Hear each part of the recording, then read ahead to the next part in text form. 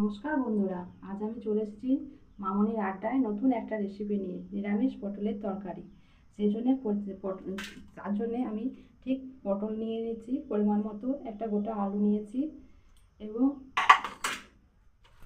মশলার মধ্যে নিয়েছি ফোড়ন দেওয়ার জন্য তেজপাতা, পাঁচফোড়ন, লবণ, কাঁচা লঙ্কা, সবজি মশলা, কাশ্মীরি লঙ্কা গুঁড়ি, হলুদ, ধনে জিরে আর পরিমাণ মতো সামান্য মিষ্টির মতো স্বাদ অনুসারে চিনি। আদা নিয়েছি পরিমাণ মতো, তেল আর একটা গোটা টমেটো আর একটু আদা যেটা আমি পেস্ট করে রেখেছি। চলুন এবার শুরু করা যাক। এর জন্যে আমি প্রথমে গ্যাসটা অন করলাম। অন করে আমি কড়াইটা চাপিয়েছি। এবার দিয়ে দিলাম, আমি তার জন্য দিয়ে দিলাম পরিমাণ মতো তেলটি।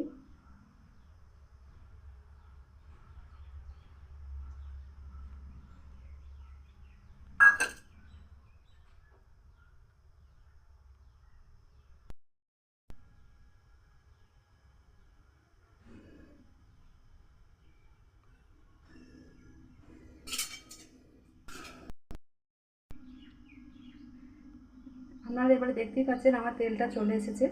এতে আমি দিয়ে দিলাম একটা তেজপাতা, এটা আমি অর্ধেক করে চিড়ে দিলাম। আর দিয়ে দিলাম সামান্য পরিমাণ একটু পাঁচফোড়ন। এটা চলে এলে পটলগুলো একটু ভেজে নেব।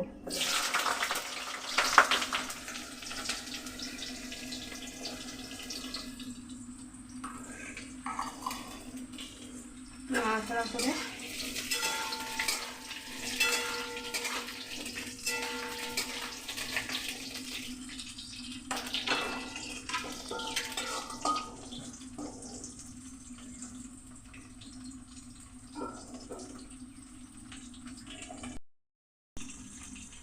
এতে সামান্য পরিমাণ একটু লবণ দিয়ে দিচ্ছি এবং সামান্য পরিমাণ একটু হলুদ দিয়ে দিলাম, সামান্য। এবার এটা আমি ভালো করে দিয়ে নাড়িয়ে ভেজে নিচ্ছি।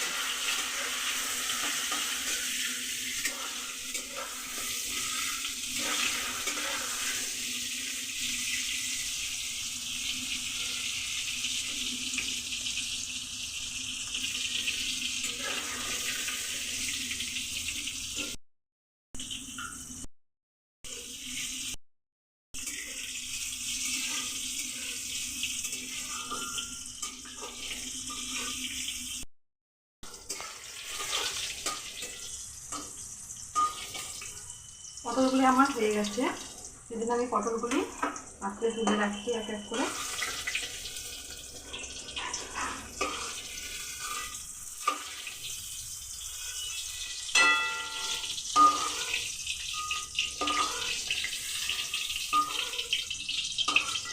এটি আমি আবার দিয়ে দিচ্ছি আলুগুলো।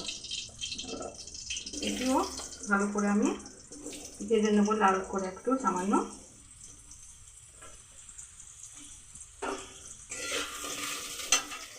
আঁচটা ঠিক মিডিয়াম আছে আপনি রাখবেন।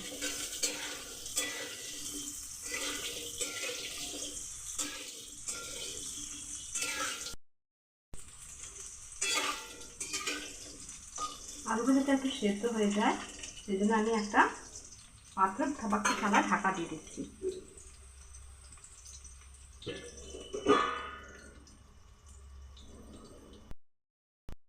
আমি থালাটা খুলে দিচ্ছি।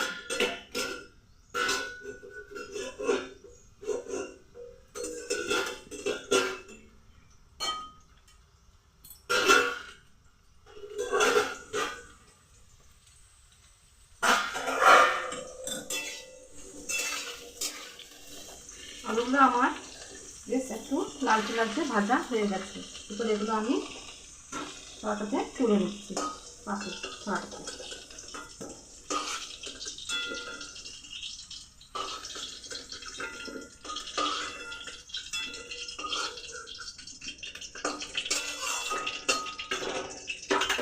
এবার এর মধ্যে দিয়ে দিচ্ছি আমি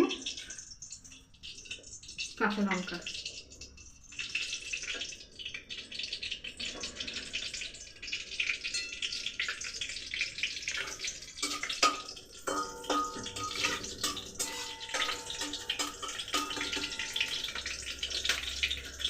এবার আমি দিয়ে দিচ্ছি এটি আদা এবং টমেটোর আমি বেটে রেখেছিলাম, এটি পাতাকে আমি দিয়ে দিচ্ছি এবং যাতে এটা ফুটতে না যায় সেই জন্য আমি পরিমাণ মতো একটু সামান্য লবণ দিয়ে দিচ্ছি।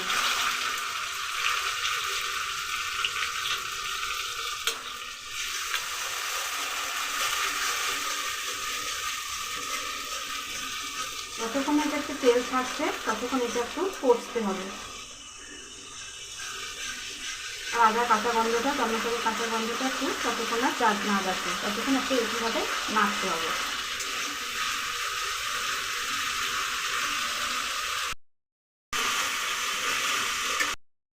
এটা একটু তেল ছাড়ছে, একটু হয়ে গেছে। এর মধ্যে আমি এগুলো দিয়ে দিচ্ছি লবণ, লবণ, হলুদ,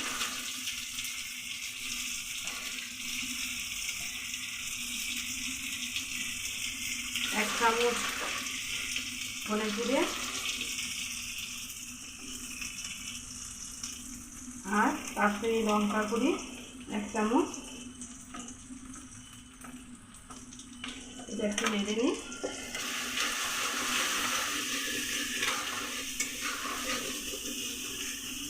ধরে লাগায় সেই জন্য সামান্য পরিমাণে আমি একটু জল দিয়ে দিচ্ছি।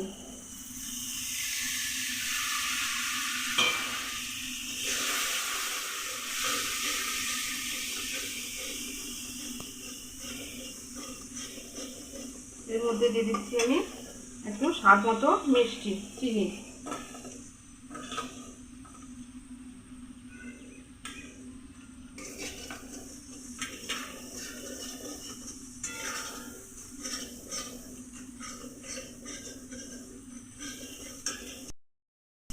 কতটা আমার হয়ে গেছে, এতে আমি তুলে রাখা সবজিগুলো দিয়ে দিচ্ছি।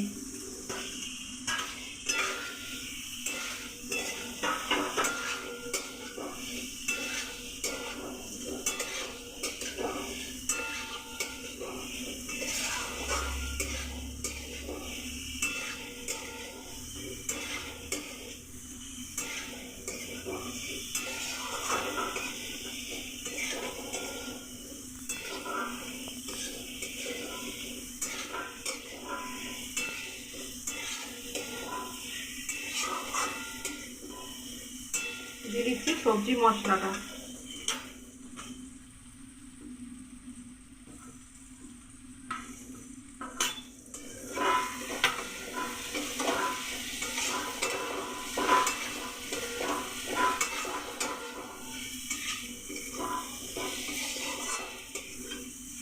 দিয়ে দিচ্ছি একটু পরিমাণ মতো জল।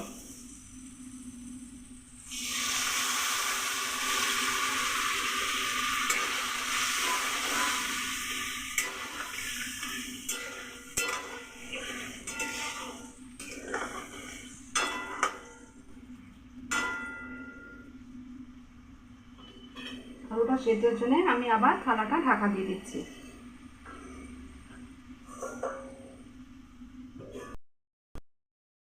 থালাটা খুলছি।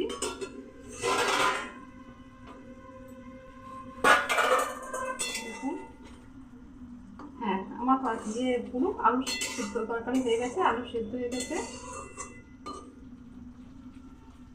আমাদের যদি রেসিপিটা পছন্দ হয়ে থাকে আপনারা একটা সাবস্ক্রাইব বা লাইক করবেন। আর আগে আরও রেসিপি জানার জন্যে আপনারা অপেক্ষা করবেন।